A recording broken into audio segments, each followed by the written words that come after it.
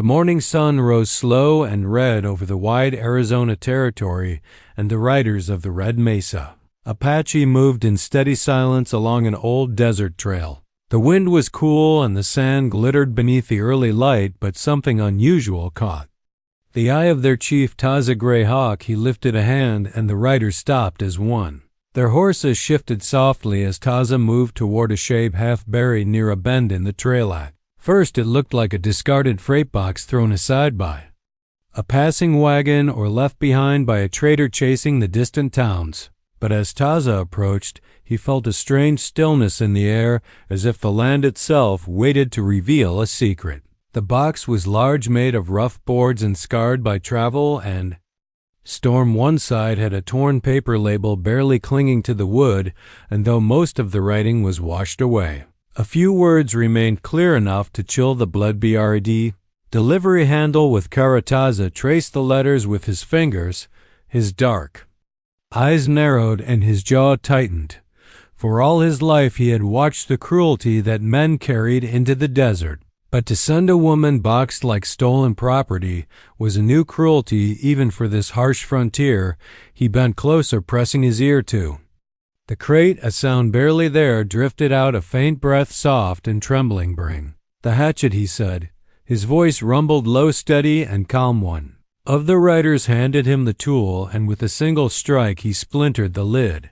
A rush of stale, trapped air escaped, carrying the scent of fear and darkness. Taza pushed the wood aside and leaned inside, ready for whatever horror waited within. What he saw made his breath catch, not in shock but in sorrow. A young woman lay curled tightly in the crate, her dress torn, her skin pale, her hair tangled like wind-swept silk. She was still as a doll abandoned by a careless child, but when Taza reached in and touched her throat, he felt it, a faint rhythm, weak yet brave, like a tiny drum refusing to fall. "Silent, she lives," he said quietly. His warriors looked on with solemn eyes but said nothing, for they saw the weight settle over their chief. This was no cargo. This was a life stolen and thrown into the desert like waste. Taza slid his arms beneath her, lifting her small limp form against his chest. She felt weightless like a bird fallen from the sky. He held her close, shielding her from the wind. "Destiny brought you to my path," he whispered. The words rose from memory, a blessing taught by his mother for souls discovered at the edges of fate. They dismantled the crate, scattering the remains so no one could follow the path. When they rode back toward camp, Taza held her before him on his horse, her head resting lightly against him. Each time her breath fluttered, he tightened his hold just a little, as if willing strength back into her frail body. By the time they reached the Apache village, the sun stood high and hot. The people gathered as Taza carried her into one of the warm lodges. Near the center of the camp, Alade, the healer, hurried forward, her eyes sharp with concern. She touched the girl's face, then her wrists, then her temples. "She is weak from fear and lack of air, but her spirit still fights," she murmured. "She will wake." With Tima, Taza remained beside her as the healer worked, tending the fire, grinding herbs, speaking soft prayers. The girl seemed lost between waking and dream, her breath shallow but steady. Her pale face glowed faintly in the firelight, as though life reached to return to her inch by inch. Even after many hours, she did not wake. The sun set and rose again, bathing the desert in gold, but she remained still, like one who wandered long in darkness. Yet Taza never left. He sat beside her and watched over her, listening to each breath, each faint stir in her hands, each tiny twitch of her eyelids. During the evening, he leaned close and whispered another blessing, softly enough that only the fire could hear. "Destiny brought you here, white dove. Whatever storm hunted you, its claws will not reach this place." At dawn of the next day, her lashes fluttered, her fingers twitched, her breathing quickened. Then slowly her eyes opened. The light of the fire made her blink, and for a moment she looked frightened, like a deer cornered in deep woods.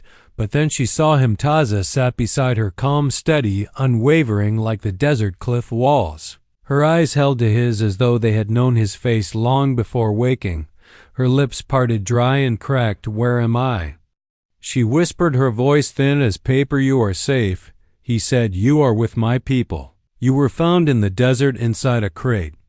The word crate made her gasp. She sat up, but her body trembled, and Taza steadied her with gentle hands, without touching. Her more than needed, he guided her back to the blanket.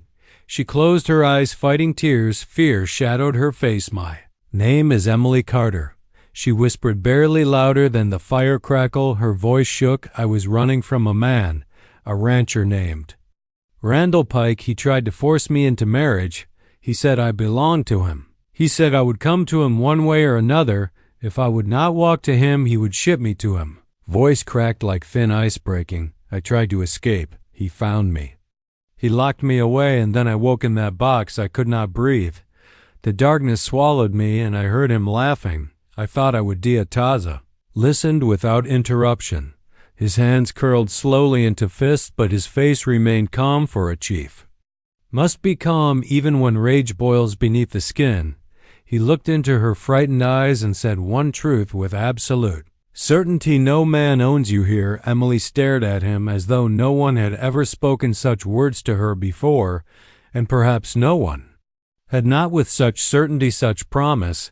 She felt her heartbeat slow, felt breath return to her like a long-lost friend. Over the next day she healed. The Apache people welcomed her softly with no questions, no judgment.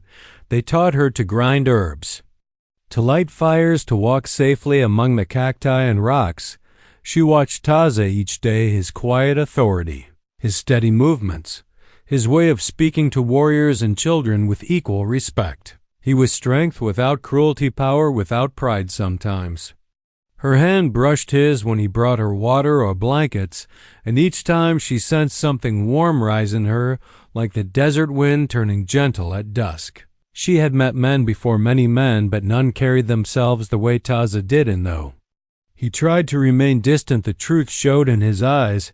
He watched her too, not with the hunger of the man she fled, but with a growing tenderness he did not yet understand. One evening, as the sun dipped low, turning the sand to embers, Emily stepped outside, and Taza stood nearby speaking with an elder. When he looked at her, she felt a spark flicker deep within her, a feeling not of fear but of destiny settling into place. She did not know that miles away a rider had found the broken crate tracks, the trail leading toward Apache land, and that man served Randall Pike, whose rage burned hotter with each passing hour. Danger was coming for her on silent hooves. She did not yet know it, Taza did not yet sense it, but the desert already whispered a warning carried on the wind, for destiny had brought Emily to Taza. But destiny also demanded a price, and the day of payment was drawing near. The desert sky lay wide and endless above the camp of the Red Mesa Apache, and Emily woke slowly beneath its pale morning light.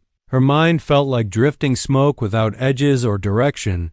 She blinked against the brightness, trying to remember who she was, where she had come from, and why her thoughts scattered like leaves in the wind. Each time she reached for a memory, it slipped away, leaving only a soft ache behind her. Taza Greyhawk watched her quietly as she sat up on the woven blanket. His gaze carried both patience and caution, as if he understood that the human mind could be wounded just as deeply as the body. When she looked into his eyes, she felt a strange tug, like she had known him before the moment she was found. Lying unconscious in that crate, she did not know his name nor her own. Not truly, yet something in her heart whispered that she could trust him. She touched her temple, feeling the faint bruise there, but when she tried to recall how it had happened, only darkness answered. "I do not remember," she whispered. The words trembled like she feared they might break. She looked around the warm fire-lit lodge, the soft-hide walls, the faint smell of sage.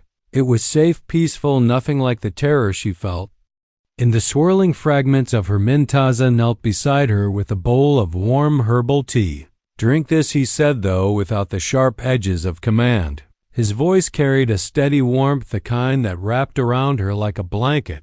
She drank, slowly letting the heat move through her chest until the tightness in her breath loosened. "What is your name?" she asked. "My mind cannot find it." His eyes softened. "You may call me Taza Greyhawk, and you," he paused, searching her face, "you have not spoken. Your name not since you opened your eyes yesterday. Emily felt the weight of the question settle in her chest. She searched again through her thoughts, through the shadows inside her, but nothing surfaced. Only fear flickered there and something else. A dim memory of running, of fighting, of choosing freedom at a terrible cost. Do not know, she whispered. Eza nodded as though he expected this. Sometimes the spirit hides memories when they hold pain, he said. Gently he placed a small carved amulet into her hands, the figure of a hawk, wings outstretched. You keep this with you. It will guide you until you find yourself again. She held the amulet tightly, feeling the grooves of the carving beneath her fingertips. The simple gift lit something warm inside her, as if she had been drifting alone through a cold river and had finally touched solid ground. Her heart steadied over the next days. Emily moved slowly around the camp, learning piece by piece how to walk, live, and breathe again. The Apache women showed her how to grind herbs and weave simple cloths. They did not ask questions, for Taza had spoken for her, saying only that she had come from danger and her spirit was healing. She felt the truth of that, though she could not yet name the danger. She heard voices in dreams, voices raised in anger, boots striking the ground, a man calling after her, but every time she tried to recall his face, her mind became a fog of Furtaza, visited, often bringing her water or blankets, or simply his quiet presence. Each time he stepped into the lodge, she felt the world steady around her, as though he were a pillar that held the horizon itself. When she spoke, he listened. When she faltered, he waited, never pushing, never demanding. One evening, as the sun sank low and turned the desert sand to molten gold, Emily sat outside the lodge, watching the fire glow brighter against the darkening sky. Taza joined her silently, settling on the ground beside her. He looked forward, not at her, giving her space, yet still sharing the moment. Do you remember anything new? He asked. She shook her head slowly. Only the sound of something wooden closing around me, like darkness shutting in. She shivered despite the warm air. And a voice, distant, angry. The more I reach for it, the more it slips away. Taza nodded again. That voice belongs to your past, but your past does not own you, not here. You are safe until you are strong enough to face what follows. His words settled over her like soft earth around a seed. She felt something deep stir inside her, a memory not clear but warm, a feeling of being held by someone who cared, a hand brushing her hair. A promise whispered gently. Destiny brought you to me, but the face in that memory refused to appear, so she let it fade. Later that night, a storm rolled across the desert, carrying with it a howl of wind that rattled the hide walls. The thunder struck hard, shaking Emily awake with a cry. Her heart raced, pounding in her throat. Memories flashed like lightning. Men shouting, a struggle, a crate lid closing, darkness swallowing her whole. She pressed her hands to her head, trying to silence the rush of terror. Taza heard her cry from outside. He entered swiftly, kneeling at her side. His hand rested lightly on her shoulder, grounding her like a tree root through soil. Breathe, he murmured slowly, follow my breath. She closed her eyes, letting his voice pull her out of the storm inside her mind. His calm breath guided hers until the terror loosened its hold. You are not in that place, he said. You are here with my people. You are safe. Emily looked up into his eyes, and something inside her steadied again, like a shaken compass finding north. You speak as though you know what I fear, she said softly. Taza looked away briefly. I have seen fear like yours before. You were taken from your path and forced toward another against your will. Your spirit remembers what your mind does not. His words rang with a truth she felt but could not yet reach. She touched his hand gently. Thank you, she whispered, for staying, for listening, for not turning away. Taza stiffened slightly, as though the warmth of her touch surprised him, yet he did not pull away. Instead, his fingers curled softly around hers, a silent promise passed between them, something deeper than gratitude, more fragile than certainty, yet strong as desert stone. In the following days, Emily began to smile more, to walk with firmer steps, to speak with clearer thoughts, though her memories still hid behind veils. She found herself seeking Taza without realizing it, watching him as he trained the young warriors or spoke with the elders. His strength was quiet, his authority natural. He carried himself like a man who defended more than land, he protected. Heart souls, people who could not protect themselves. Sometimes she caught him watching her too with a softness he tried to hide. And sometimes she wondered why her pulse quickened when he neared, why her breath paused when their hands brushed, why. Her dreams began to fill with the sound of his voice, but danger was already approaching, silent and unseen like a rattlesnake in tall grass. A rider miles away had found the shattered remains of the crate and the faint imprint of tracks leading toward Apache land, and that rider belonged to the man whose anger still echoed in Emily's lost memories. Her past was coming for her step by step, and when it arrived, she would need every ounce of strength that Taza had given her and more, for destiny had brought her to him, but fate was not yet done testing them both. The sun stood high over the desert when the first whisper of trouble reached the Red Mesa Apache, though no rider approached, and no dust cloud marked the horizon. The elders felt a shift in the wind, a quiet warning carried over the sand. Taza Gray Hawk felt it too deep in his bones, as though the land itself spoke to him. He paused in his steps, watching the horizon with narrowed eyes while the tribe moved peacefully around him. Children laughed, women worked, warriors trained, but beneath it all the desert breathed a different rhythm, a tension, slowly coiling like a rattlesnake waiting to strike. Emily, meanwhile, walked near the edge of the camp, gathering wild sage with one of the Apache women. She had grown steadier each day, her steps no longer shook with fear. Her voice no longer quivered when she spoke. Her memory was returning in flashes, dark and sharp like a blade slicing through fog. She remembered boots thudding on wooden floors, a cruel smile, a hand gripping her wrist so tightly that the bruises lasted. She remembered Randall Pike. She remembered the cold promise in his voice when she fled him. You will be mine whether you walk or crawl. She did not yet remember everything, but she remembered enough to tremble whenever she heard a deep voice echo through the camp. Yet when she heard Taza speak, that fear vanished. His voice was strength wrapped in warmth, a voice that made her feel anchored even when memories threatened to drag her under. As she bent to gather another handful of sage, a sudden breeze rushed across the desert, carrying an odd scent, one she could not name. The Apache woman beside her stiffened, her eyes scanning the open land. Something troubles the wind, she whispered. Emily felt her pulse quicken, as if her spirit recognized danger, even if her mind did know. Taza arrived moments later, his horse stepping slow and deliberate. He spoke softly to the woman, then turned to Emily. You should stay near the lodges today, he said. The land is restless. Emily nodded, though she did not understand what he sensed, yet she trusted him more than she trusted her own returning memories. That night the camp settled into its usual rhythm. Fires glowed softly. Warriors shared quiet conversations. Drums beat faintly in the distance like a gentle heartbeat. Emily sat beside one of the fires, her fingers nervously tracing the hawk amulet Taza had given her. Taza sat across from her, sharpening a spear with slow, thoughtful strokes.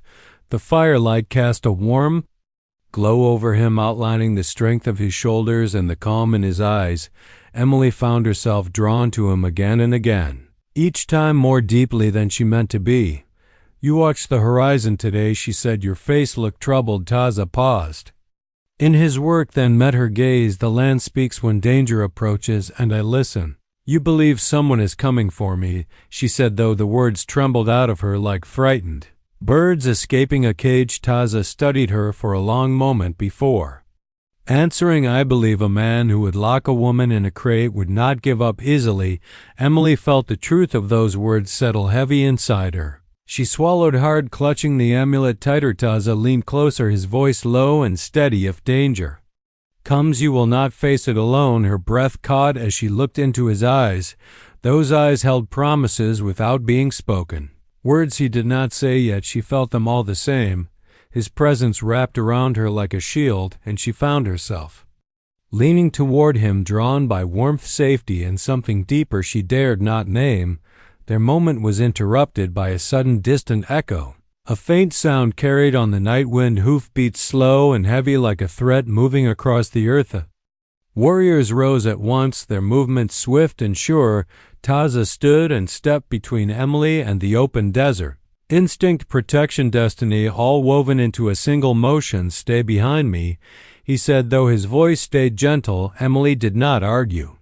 Something inside her had already begun to tremble like a frightened deer. That sound, the rhythm of the hooves, woke a memory. A shadow looming over her, a cruel voice, a hand gripping her jaw. Randall, though she had not heard the name aloud yet, her heart whispered it with a cold shiver. He is coming. Taza motioned for the warriors to remain unseen. The Apache knew the land better than any outsider. Shadows swallowed them as they took positions across the camp. Emily stayed close to the lodge, her breath tight. Taza remained beside her, every muscle in his body carved with focus, minutes stretched thin as rawhide. Then the rider became visible. A lone horseman moving toward the village with bold arrogance. The moonlight revealed him clearly, his boots polished, his hat wide, his posture dripping with the smug cruelty Emily remembered too well. Randall Pike. Her legs weakened and she reached for the lodge, but Taza steadied her with a firm, gentle hand. His touch stopped her from collapsing. His presence held her together like two hands cupping a frightened bird. She looked at him and whispered, Taza, that man is death following me. Taza stepped forward, placing himself fully between her and Randall. The fire beside him cast his shadow tall and fierce. Across the ground, Emily watched him and felt a wild mix of fear and awe. For in that moment he looked not just like a chief, but like a guardian carved from the earth itself. Randall stopped his horse a short distance from them, his eyes locked on Emily. First a twisted smile spread across his face. Well, now there you are, sweetheart. I knew you would not get far. His voice was slick with venom. He tilted his head, studying Taza. And who are you supposed to be, some kind of desert guide? He sneered. Taza did not move. His voice was calm yet sharp as an arrow. She is not yours. Randall laughed loudly as if the very idea amused him beyond reason. Oh, she is mine, all right. I paid for her wedding dress. I arranged her future. She ran off, but that changes nothing. You bring her out, or I will take her myself. Emily felt her skin crawl at his words, felt the memory of his grip like a bruise beneath her sleeve. The fear rose inside her like a wave, but before it swallowed her completely, she reached out and touched Taza's arm. Her fingers barely brushed him, but her meaning was clear. He turned slightly, meeting her eyes for a breath of a moment, and she saw something fierce ignite there. Not anger alone, but a promise. Taza spoke without looking away. From Randall she belongs to herself, and no man decides her fate. Here Randall shifted in his saddle, fury flashing in his eyes. You think I fear you, he barked. You think your little camp frightens me. I came to take what is mine, and I will not leave. Without her, the desert wind rose behind Taza, carrying sand swirling around him like a spirit drawn to his strength. His voice deepened. You will leave now, and you will not return. Randall kicked his horse forward, but before he could advance, two Apache warriors stepped from the shadows, bows raised, spears ready. Their presence silenced the night. Randall froze, realizing too late the danger he had ridden into. He glared at Taza, then at Emily, his face twisting with rage. This is not over, he spat. I will come back, and next time I will burn this place to the ground. Taza did not blink. Then I will be waiting. Randall turned his horse and disappeared into the dark. His threat hung heavy in the air, but as Emily leaned into Taza, shaking from the encounter, his arm wrapped around her, steady, warm, strong, grounding her in a world that had just been shaken apart. She whispered, thank you, barely able to speak. He looked down at her, his expression softer than she had ever seen. You are under my protection. Always. In that moment, Emily knew the truth. Not just that she was safe, but that her heart had already begun to bind itself to Taza Gray. Hawk-like roots finding home in desert soil, and whatever storm came next, they would face it together. The dawn arrived like a glowing ember over the mountains of the west, and the young woman everyone called the bride woke with a tremor in her heart. She could not explain, for her memories were still lost in a shapeless fog, but a new feeling surrounded her a warmth that arose whenever she saw the Apache chief who had found and saved her in that merciless desert, and although she could not remember his name or her past, she felt that her destiny held a deep mystery calling her like a whisper of the wind running over the canyons and the valleys of red earth. That day when the shadows were still long, the Apache chief took her to the riverbank where the horses drank fresh water and the rising sun made the surface shine like a mirror of gold.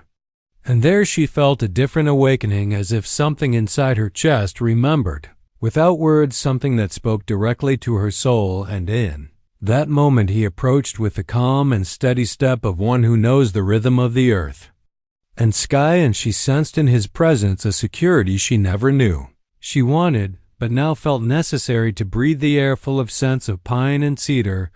When he offered her water in a clay cup, their fingers brushed, and in that small touch a secret ignited that neither understood, but both felt like a warm spark passing through skin and spirit. And in the silence that followed, no words or memories were needed, for his gaze told her that although she did not know who she was, she knew she belonged in that moment. And he also knew that although destiny sometimes twists paths, something stronger had united them in that wild land where each sunrise could bring danger or blessing. She wanted to speak, to ask why her heart raced when he was near, and why her name faded like sand through fingers, while the presence of that man felt more real than any memory. But when she opened her mouth, no words came out, and she only looked at him with a mix of confusion and longing that he understood better than anyone, for the human spirit speaks in many ways and does not always need language. As they walked along the riverbank, the Apache chief began telling her old stories of his people, of the ancient warriors who crossed the plains following signs from the sky of loves born in silent wars and destinies marked by forces no man can control. And without knowing why, she felt those stories intertwine with her own soul, as if they were not distant tales but threads wrapping her, reminding her of truths she could not yet see. As the day progressed, the tribe began preparing the healing ceremony to help her recover her memories, and she watched each man and woman with a mix of gratitude and shyness, for although she could not recall her past, she felt safe with them, and even more so when the Apache chief stayed nearby without saying it, but making it clear that nothing threatening her well-being would survive under his watch. When evening fell, the sky turned deep red, and the ceremony began with chants that seemed to come straight from the heart of the mountains, and the smoke of sacred herbs rose in soft spirals, carrying silent wishes to the spirits who watch invisible paths. And she sat in the center with the Apache chief kneeling before her like a guardian placed there by destiny itself. Elders waved eagle feathers above her head, and the chants became a murmur as if coming from another time. And in that sacred atmosphere, she closed her eyes and saw small flashes like fragments of a broken mirror, the sound of a cart, the creak of dry wood, a letter bearing seals from a place she did not remember, a strong hand pushing her into darkness, and the muffled cry she could not escape. And just as fear tried to take hold, she felt the chief's hand holding hers, and immediately calm returned like his touch was a beacon in the night. She opened her eyes and saw him looking at her with an intensity almost painful, but not physical pain, a sweet jolt that felt like a kind of awakening. And then she understood something. Even though she had no past, she had a present that mattered more than any lost memory, and that present was there with him under the vast sky filled with stars that seemed to listen to their shared breathing. The ceremony continued until the moon was high, bathing the place in white light like a cotton blanket, and in that moment an elder woman approached and told her that the loss of memory was a veil that would lift when her spirit was ready, and that destiny sometimes takes away only to return multiplied. And as the elder spoke, her eyes turned toward the Finde Apache chief, as if she knew the bond between them was already part of the path guiding her toward her truth. At the end of the night, they walked silently toward the lodge where she would rest, and the air was cold, but between them a heat defied the desert wind. And when she stopped and looked at him with a mixture of vulnerability and courage, although she could not speak with clear words, she conveyed with her gaze something he understood completely, for in his world, emotions need no adornment, only sincerity. He raised his hand and rested it on her cheek with a tenderness that contrasted with his strength. And she closed her eyes, feeling her heart stop trembling for the first time since she awoke, and without needing anything else, he leaned close, barely a breath away, and whispered that destiny brought her to him for a reason that would reveal itself sooner or later, and she, without holding back, pressed her forehead against his, letting the night enfold them. In that silent union where there was no name or past or written promise, something stronger than memory was formed, because it was not made of words but of the meeting of two souls who found each other in the desert, as if written in the sand since ancient times. The sun rose slow and red over the endless desert dunes, and the air smelled of hot sand and distant sage. Emily lay hidden inside the crate, her dress torn, her hands bruised, and her breath shallow. She had escaped the man who claimed he owned her. Life and the desert wind had carried her through darkness until fate, or perhaps destiny, guided her to a place where freedom waited, but she did not yet know the shape it would take. Crate had rolled to a stop at the edge of the canyon, and there Taza Greyhawk found her, his eyes sharp as the hawk that soared above the cliffs. His horse had stopped at the trail where the crate lay half buried in sand. He dismounted quickly and knelt beside her small, fragile body and felt the pulse that beat faint but alive, and with careful hands he lifted her from the wood, wrapping her in a blanket he had carried with him from the camp. "You are safe," he whispered softly, and she felt warmth seep into her like the desert sun breaking through a cold dawn. Her eyes fluttered open and she tried to speak, but only a faint sound escaped. Taza lifted her gently and carried her across the sand. The wind blew strong, but he moved steadily like a rock in the river, holding her against the world that had been cruel and unjust, and yet in that moment cruelty could not reach her, for he was her shield, her guardian, her unexpected salvation back. At the camp, the Apache women and elders worked quickly to tend her wounds and offer her comfort. Her lips moved silently, trying to find words, and finally she whispered, "Emily Carter." He repeated it gently, as if tasting the name for the first time, and it was hers again. Taza introduced himself, and in the silence of that first evening a bond began to form, one that neither needed to name, for the desert already understood their meeting was no accident. Days passed, and Emily learned the ways of the land. She learned to move among the cacti, to track small signs of life, to listen to the whisper of wind through the canyons. She felt Taza near, always his presence steady and sure, and each time her hand brushed his as they worked together, or when he handed her water or blankets, a thrill ran through her that she could not explain, yet it felt like a promise more solid than any fear or memory. Her dreams began to fill with fragments of her past. The man who hunted her, the crate rolling over the dunes, the shadows of boots on wood. Yet always at the edge of the dream she felt Taza there, a constant steady figure, watching, protecting, waiting, and the fear that had once consumed her now softened in the light of that presence. She began to trust that destiny had placed her where she was meant to be. One evening, as the sun dipped low, turning the sand into gold and blood, she sat with Taza at the edge of the camp, watching the shadows stretch across the desert floor. The sky glowed with color she had never seen, and in the quiet he told her stories of the land of his people, of the warriors who roamed the plains of loves born in hardship, and the spirits who guided them, and she listened, letting the words sink into her bones and stir something she had not known she carried. Suddenly a distant sound reached them, the faint clatter of hooves across hard sand. Emily stiffened, her heart jumping to her throat. Taza stood and moved in front of her, shielding her from view. Her pulse raced, and he placed his hand on hers, steadying, calming, guiding her through the storm of remembered terror.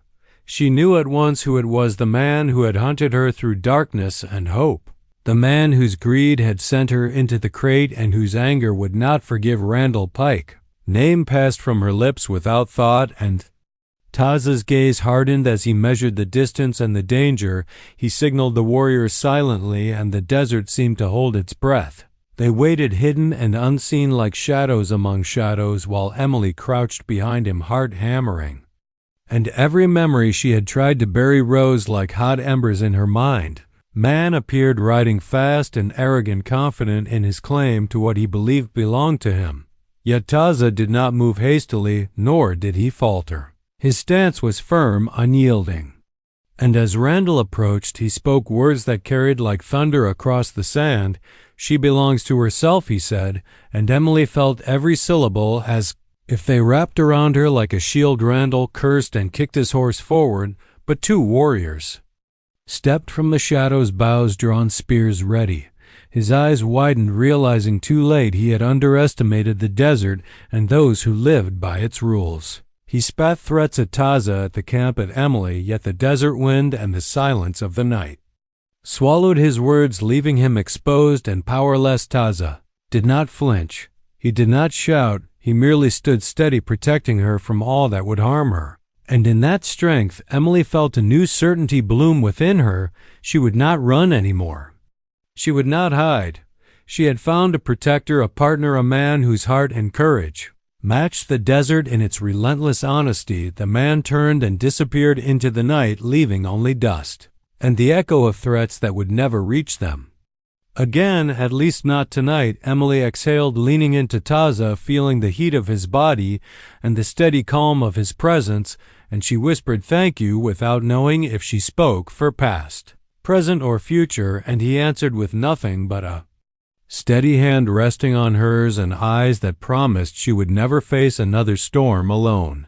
Desert winds swirled around them, the dunes glowing under moonlight, and for the first time, Emily felt complete. Her past still lingered, faint and fearful, like shadows that will not fully leave, but with Taza at her side, she knew she could face anything, and in the quiet of that night where the stars reflected in the sand, she pressed close to him, feeling a bond forged not in words nor memory, but in the discovery of two souls who were found together by destiny itself. And she understood finally that whatever the desert held for them, both they would meet it as one.